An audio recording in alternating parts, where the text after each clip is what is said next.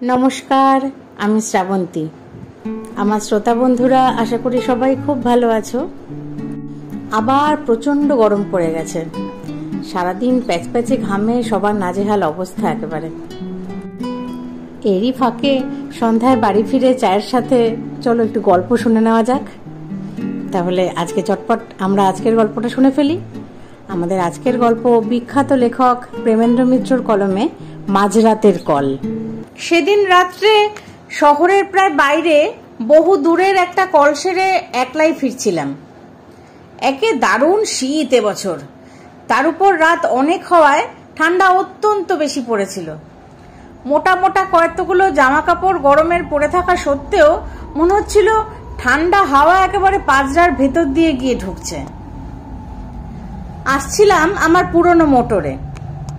এই মোটর আমি আজ 10 বছর ধরে একাই চালিয়ে ফিরছি, কিন্তু এখন মনে হচ্ছিল সঙ্গে একজন ড্রাইভার থাকলেই বোধহয় ভালো হতো। এই দারুণ শীতে স্টিয়ারিং হুইল ধরে সমস্ত হাওয়ার ঝাপটা সহ্য করার চেয়ে কষ্ট আর কিছুতে নেই। আমাদের শহরটি অত্যন্ত ছড়ানো। বড় বড় কয়েকটি রাস্তাকে আশ্রয় করে চারিধারে অনেক দূর পর্যন্ত বিস্তৃত হয়ে আছে, কিন্তু জমাট বাঁধেনি কোথাও। যে রাস্তা দিয়ে আসছিলাম সেটিও অত্যন্ত নির্জন। দুধারে মাঝে মাঝে হর্তুকি বা মহুয়া গাছ, আর রাস্তার দুধারে শুধু শূন্য অসমতল মাঠ। তার ভেতর বাড়িঘর নেই বললেই হয়। কে বাড়ি করবে এই নির্জন জায়গায়? অন্ধকারে অবশ্য এসব কিছুই দেখা যাচ্ছিল না। আমার মোটরের মিটমিটে আলোয় সামনের পথের খানিকটা দেখা যাচ্ছিল মাত্র। যেতে যেতে মনে হচ্ছিল অন্ধকারের সমুদ্রই যেন আমার মোটরের আলোয় কেটে চলেছি কোনো রকমে। শীতে দারুণ কষ্ট পেলেও বেশ নিশ্চিন্ত মনেই চলছিলাম। আমার কাঠটি পুরনো হলেও মজবুত, বেয়ারাপনা সে করে না। আধ ঘন্টার মধ্যে বাড়িতে পৌঁছে গিয়ে গরম লেপের মধ্যে আরাম করে শুতে পাবো এই বিষয়ে কোনো সন্দেহ ছিল না। অন্ধকার রাস্তার নিস্তব্ধতার উপর শব্দের ঢেউ তুলে আমার মোটর চলেছে দ্রুত গতিতে। নিজেকে যথাসম্ভব আবৃত রেখে ভেতরে বসে সমস্ত চিন্তা পরিত্যাগ করে আমি শুধু আমার গরম বিছানার আরামের কথাই ভাবছিলাম।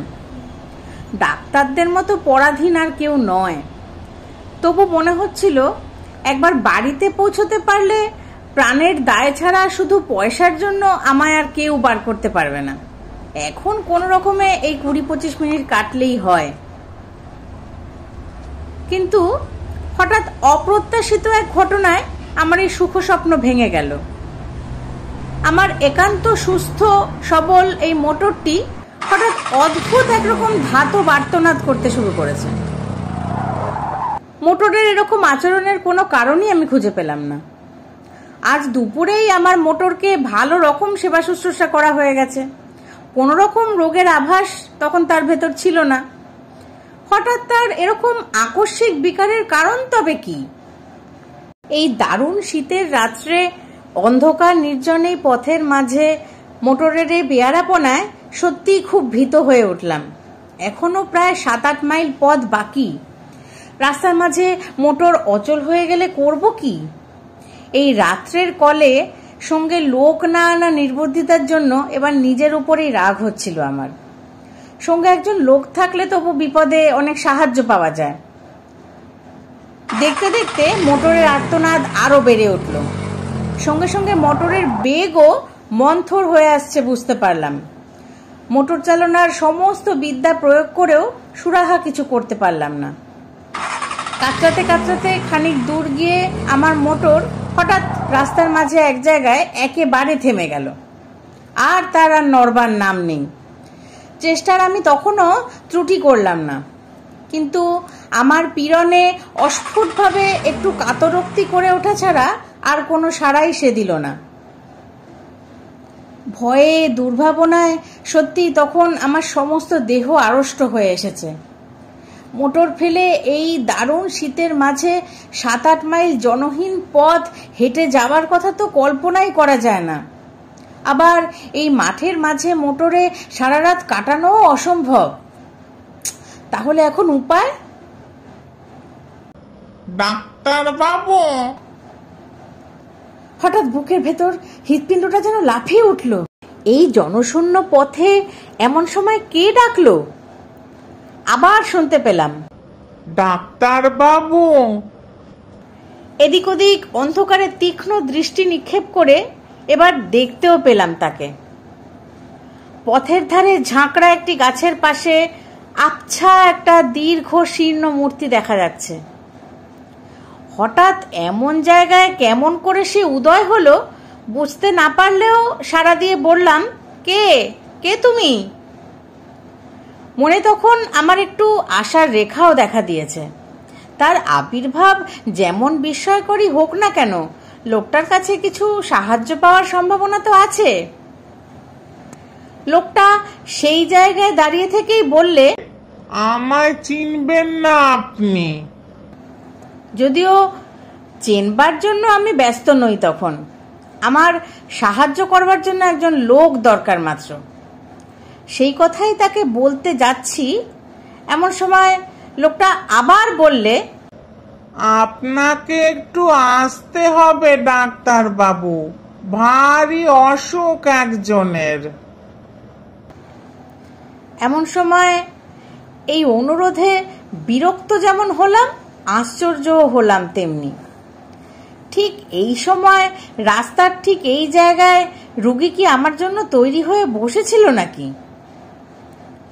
লোকটা আমার মনের কথা যেন আঁচ করে বললে, এ ভগবানের দয়া ডাক্তার বাবু, এমন সময় আপনাকে এখানে পাবো স্বপ্নেও ভাবিনি, অথচ না পেলে কি বিপদই যে হতো। বেশি কথাবার্তা তখন আর ভালো লাগছিল না আমার। একটু বিরক্ত হয়েই বললাম, কোথায় তোমার রোগী? লোকটা এবার নিঃশব্দে অন্ধকারের ভেতর একদিকে হাত বাড়িয়ে নির্দেশ করলো। সেদিকে চেয়ে দেখলাম, সত্যি দূরে একটা বাড়ির আলো যেন দেখা যাচ্ছে। এরকম নির্জন প্রান্তরের মাঝে এরকম বাড়ি খুব কমই থাকে। হঠাৎ এরকম জায়গায় এমন সময় যাওয়াও একটু বিপজ্জনক। তবে শত্রু আমার তো কেউ নেই, আর সঙ্গে টাকা কড়িও নিতান্তই সামান্য, এই যা ভরসা আর কি। একটু ভেবে নিয়ে জিজ্ঞাসা করলাম, কি অসুখ? উত্তর এলো, জানি না ডাক্তার বাবু, কিন্তু অত্যন্ত সঙ্গীন অবস্থা, তাড়াতাড়ি না গেলে বোধহয় বাঁচানো যাবে না। দোহাই আপনার, চলুন ডাক্তার বাবু। কোথায় নিজের বিপদ সামলাবো, না হঠাৎ রাস্তার মাঝে এই রাত্রে যেতে হবে পরের চিকিৎসায়। তবু ডাক্তার মানুষ, জীবন মরণের সমস্যা শুনলে চুপ করে বসে থাকতে পারা যায় না। বাধ্য হয়েই তাই বললাম, চলো। মাঠের উপর দিয়ে সরু একটু পথ, অন্ধকারে ভালো করে দেখাই যায় না। তাই লোকটার পিছু পিছু আস্তে আস্তে হেঁটে মিনিট পাঁচেক পর একটি বাড়ির উঠোনে এসে দাঁড়ালাম। সামনে একটি ঘরের দরজা থেকে আলো দেখা যাচ্ছে।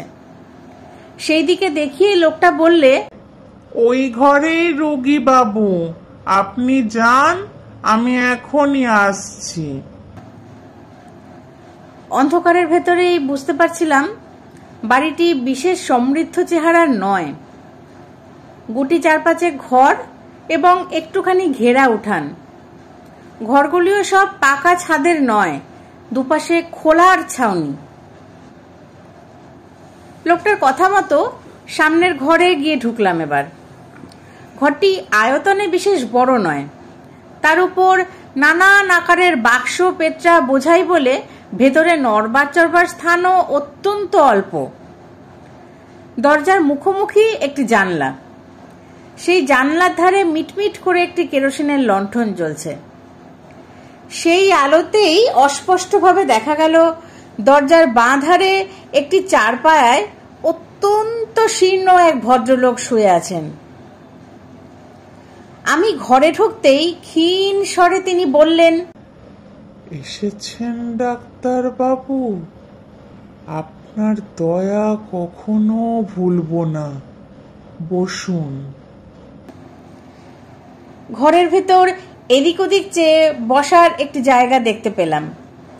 জানলার কাছে গিয়ে চারপায়া থেকে অনেক দূরে একটি বেতের মোড়া, সেইটাই টেনে চারপায়ার কাছে বসবার উদ্যোগ করতেই ভদ্রলোক আবার ক্ষীণ স্বরে বললেন, বসুন বসুন, এইখানেই বসুন। আগে আমার রোগের কথা বলি, শুনুন। আমি একটু হেসে এবার সেখানেই বসলাম। রুগীদের নানা অদ্ভুত বাতিকের সঙ্গে আমার যথেষ্ট পরিচয় আছে। বুঝলাম খানিকক্ষণ ধরে নিজের রোগ সম্বন্ধে ভদ্রলোকের নানা মতামত এখন আমায় শুনতে হবে, না শুনলে নিস্তার নেই। ক্ষীণ স্বরে প্রথমেই তিনি আরম্ভ করলেন, আমার রোগ সারাতে আপনি পারবেন না ডাক্তার বাবু, বাঁচাতে পারবেন আমায় ডাক্তার বাবু? আমি একটু হেসে বললাম, সেই চেষ্টা করাই তো আমাদের কাজ, আর বাঁচবেন নাই বা কেন আপনি? একটু অদ্ভুত হাসির আওয়াজ এলো খাট থেকে। বাঁচতেও পারি ডাক্তার বাবু? আমি বললাম, পারেন বই কি, কি এমন আর হয়েছে আপনার? না, তেমন আর কি হয়েছে। ভদ্রলোক আবার যেন হাসলেন, তারপর বললেন, ডাক্তারদের অনেক ক্ষমতা, তাই না? কিন্তু ধরুন তাতেও যদি না বাঁচি, যদি আজ রাত্রেই মারা যাই? রোগীর এই অর্ধোন্মত্ত প্রলাপের উত্তরে আমি কি বলবো ভেবে পেলাম না। মনে মনে তখন এই বিলম্বের কারণে অস্থির হয়ে উঠছি আমি।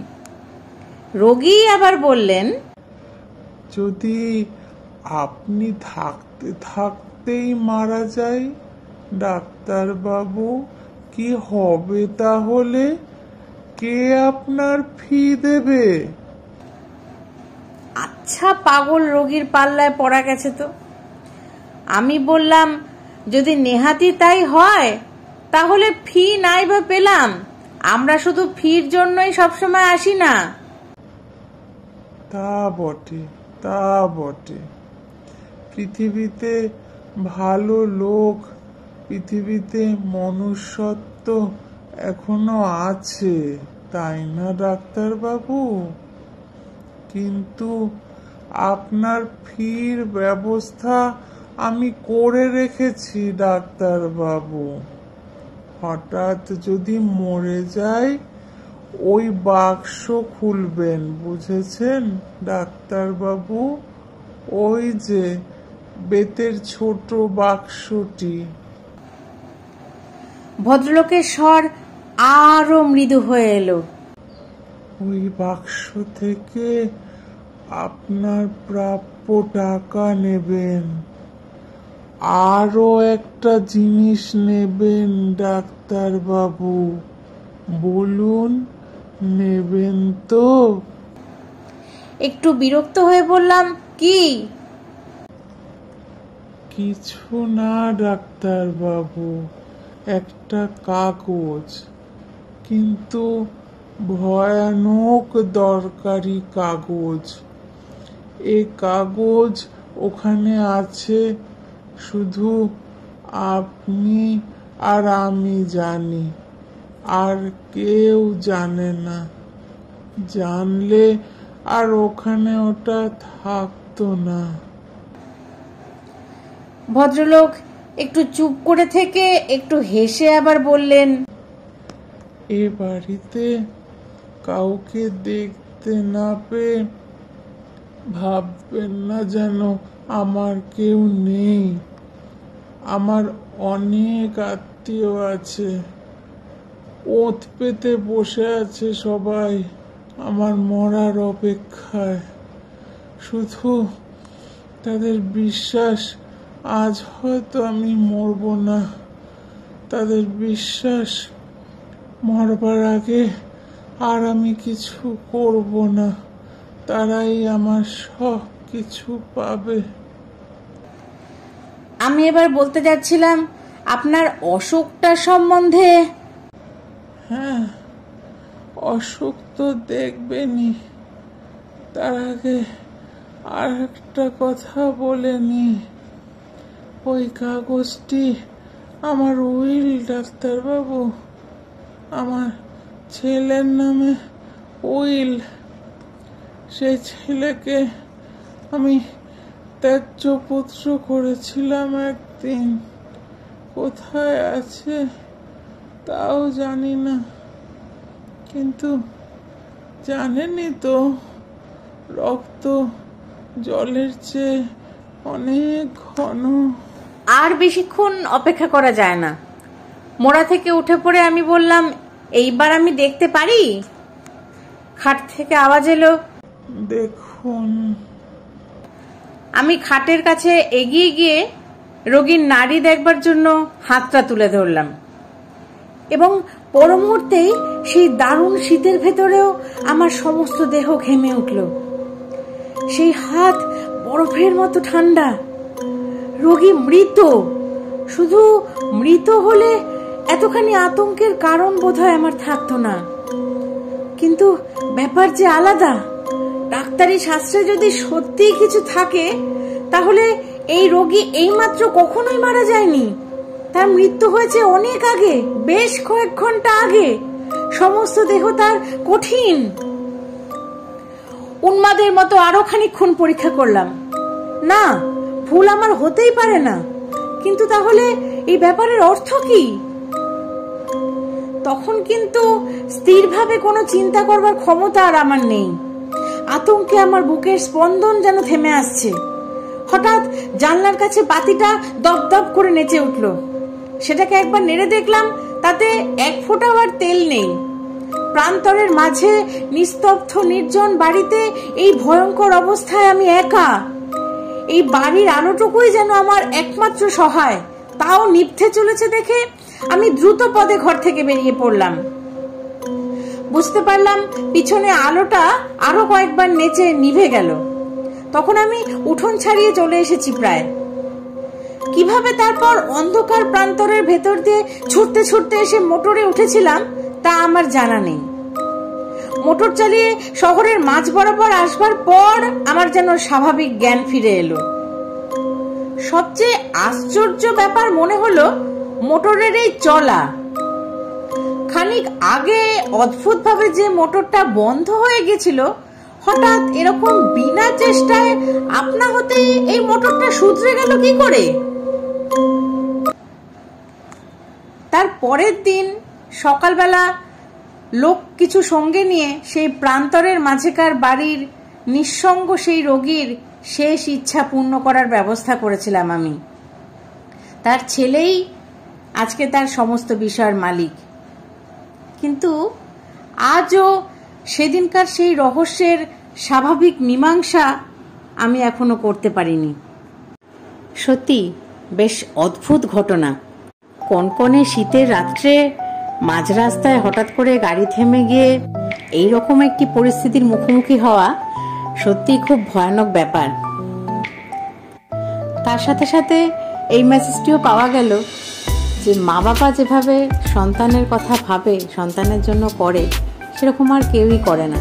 আবারও সেটা প্রমাণ পাওয়া গেল। বাবা মারা যাওয়ার পরেও তার আত্মা মুক্তি পায়নি শুধুমাত্র তার ছেলেকে সমস্ত কিছু বুঝিয়ে দিয়ে যেতে পারেনি বলে। তাই কৌশলে বাড়িতে ডাক্তারবাবুকে ডেকে এনে সব কথা বললেন। কেমন লাগলো তোমাদের আজকের গল্পটি? আমাকে প্লিজ তোমরা কমেন্ট করে জানিও। আর আমার গল্প পাঠ যদি ভালো লাগে তাহলে অনেক অনেক লাইক, কমেন্ট, শেয়ার করো। আর বং বাংলা ন্যারেটিভসকে তোমরা অবশ্যই সবাই সাবস্ক্রাইব করে বেল আইকনটি প্রেস করে দিও। সোম, বুধ, শুক্র সন্ধে 6টা মানে বং বাংলা ন্যারেটিভস আর অনেক অনেক গল্প। আরও একটা কথা, ডেসক্রিপশন বক্সে আমার ইমেল আইডি দেওয়া আছে। তোমরাও তোমাদের তরফ থেকে আমাকে গল্প পাঠাতে পারো। সেটা তোমাদের পছন্দের কোনো গল্প হতে পারে যেটা আমি তোমাদের পাঠ করে শোনাবো, বা তোমাদের জীবনে বন্ধু বান্ধব আত্মীয় স্বজন কারোর জীবনে যদি কোনো ঘটনা ঘটে গিয়ে থাকে সেটাও তোমরা আমাকে পাঠাতে পারো, সেইগুলোও আমি তোমাদের পাঠ করে শোনাতে পারি। তাহলে আর দেরি না করে তোমরা চটপট আমাকে পাঠিয়ে ফেলো কিছু গল্প, যাতে আমি তোমাদের সেগুলো পাঠ করে শোনাতে পারি। কেমন? তাহলে দেখা হচ্ছে আগামী দিন আরেকটি সুন্দর গল্প নিয়ে। সবাই খুব ভালো থেকো, সুস্থ থেকো। ধন্যবাদ।